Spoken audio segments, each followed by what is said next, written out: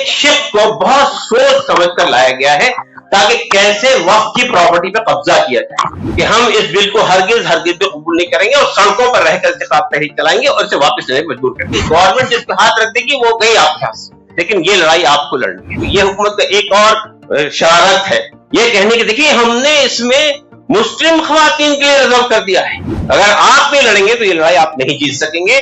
इसका एक तयशुदा एजेंडा है कि वो मुसलमानों की जान, माल, इज्जत, आबरू, दीन, ईमान पर डायरेक्ट हमले करेंगे और अगर ये बिल खुदा न खास्ता पास हो गया पार्लियामेंट से तो हम एक ऑल इंडिया तहरीक चलाएंगे।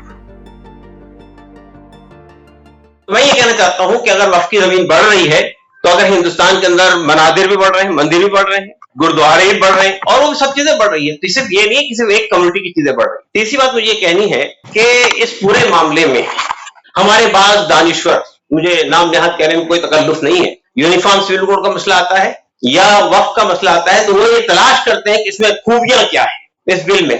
चुनांचे आपने अभी फैजान मुस्तफा साहब का एक आर्टिकल देखा होगा कि ये इस बिल से क्या क्या अच्छी बातें निकल कर आ रही है। मैं समझता हूं कि इस धोखे में हमें नहीं आना चाहिए। ये तफसील से हमें हमारे सामने ये बात आ चुकी है, अभी साहब ने बहुत तफसील से वजाहत की है और खुद पर्सनल लॉ बोर्ड ने जो डॉक्यूमेंट तैयार किया है हमारी लीगल कमेटी ने, जो कल जनरल सेक्रेटरी साहब चीफ यानी इसके चेयरमैन को दे चुके हैं, उसको भी आपकी फाइलों में वो मौजूद है, उसको आप देख लें कि एक एक शिप को बहुत सोच समझ कर लाया गया है ताकि कैसे वक्त की प्रॉपर्टी पे कब्जा किया जाए।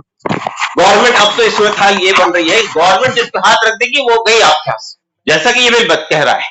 तो मैं ये कहना चाहता हूं कि हमारा मुतालबा ये होना चाहिए और हमने ये बात भी कह दी है परसों प्रेस कॉन्फ्रेंस में, अगर ये बिल माना, ये बात हमारी मानी नहीं कि इसको मुस्तरद किया जाए और अगर ये बिल खुदा न खास्ता पास हो गया पार्लियामेंट से तो हम एक ऑल इंडिया तहरीक चलाएंगे। पूरी मिल्लत सड़क पर होगी, जितने हमारे जमहूरी रास्ते हैं, जितने डेमोक्रेटिक रास्ते हैं उसका इख्तियार करेंगे। देखिए खुदा ने आज तक उस कौम की हालत नहीं बदली, न हो जिसको ख्याल आप अपनी हालत के बदल लें। अगर आप नहीं आएंगे, आप समझेंगे कि जेपीसी में हमारे लोग मौजूद हैं वो देख लेंगे, मेंबर ऑफ पार्लियामेंट मौजूद है देख लेंगे, सियासी पार्टियां देख लेंगी। देखिए किसी उनसे बात करनी है, उनके साथ मौकिफ रखना है, सब चीज करनी है, लेकिन ये लड़ाई आपको लड़नी है। अगर आप नहीं लड़ेंगे तो ये लड़ाई आप नहीं जीत सकेंगे। आपने देखा किसानों ने 1 साल तक धरना दिया दिल्ली के बॉर्डर पर, बिल आखिर हुकूमत को वापस लेना पड़ा तीनों लाश।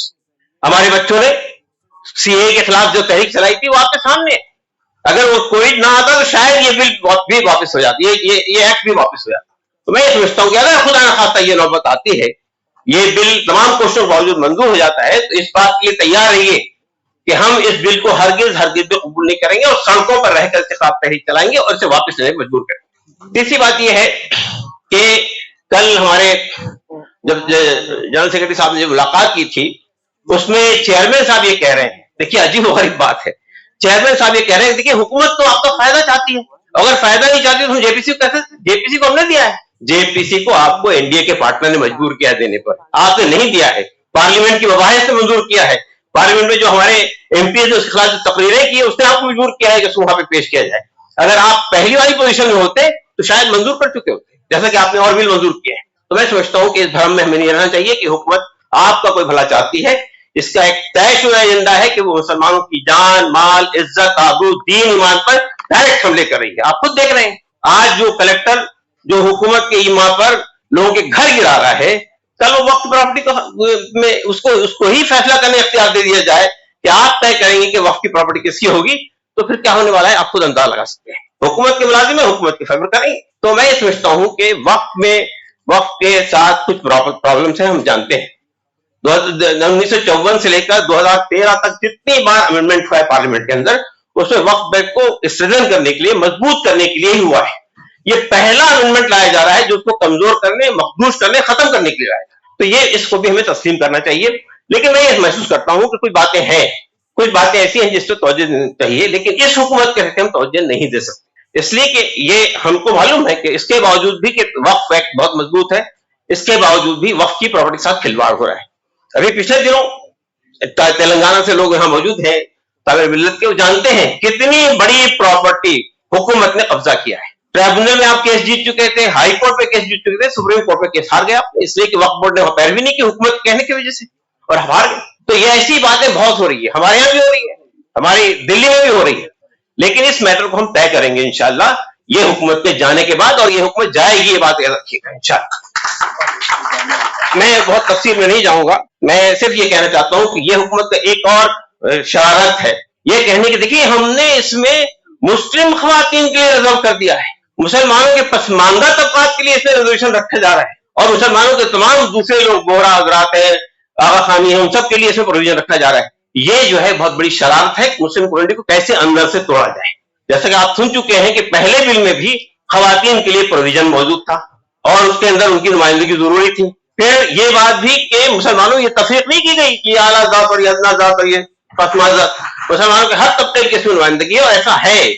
ये जो शरारत है इस हुकूमत की कि चाहे तलाक पर कोई बिल लाए तो ये कहेगा देखिए हमने मुस्लिम खवातीन के फायदे के लिए लाया है, आप उसको उठाकर देख लीजिए, पिया पांचा कर दिया मुस्लिम खवातीन की उसके अंदर। तो ऐसे तमाम चीजें जो लाई जा रही है वो सिर्फ इस हैसियत से लाई जा रही है कि मुसलमानों के अंदर कुछ अपने लोग तलाश किए जाए, या कुछ लोगों को तोड़ा जाए, या ये बताया जाए कि हम तुम्हारे फायदे के लिए लाए, ये लोग मुखालफत कर रहे हैं उसकी। मैं जेपीसी के जो हजरात मौजूद हैं, संजय सिंह जी यहाँ मौजूद है, मौलाना साहब मौजूद हैं और लोग मौजूद हैं, उनसे मैं ये कहना चाहता हूं कि आप इस भर में बताइए कि इसमें कुछ अच्छी बातें मान ली जाए, कुछ नहीं मान ली जाए। जहां आपने ये किया, पार्लियामेंट बिल पेश किया जाएगा कि भाई हाँ इत्तेफाक राय हो गया, इसको आगे बढ़ाया जाए। तो मैं ये कहना चाहता हूं कि आपका तो मुतालबा सिर्फ यही होना चाहिए, और ये कम्युनिटी का मुतालबा है। आपका मुतालबा हो या ना हो, ये मुस्लिम कम्युनिटी का मुतालबा है, you can not neglect, you can not ignore it. ये मुस्लिम कम्युनिटी का मुतालबा है कि ये टोटली रिजेक्ट किया जाना चाहिए, इस बिल को मंजूर नहीं होना चाहिए। शुक्रिया।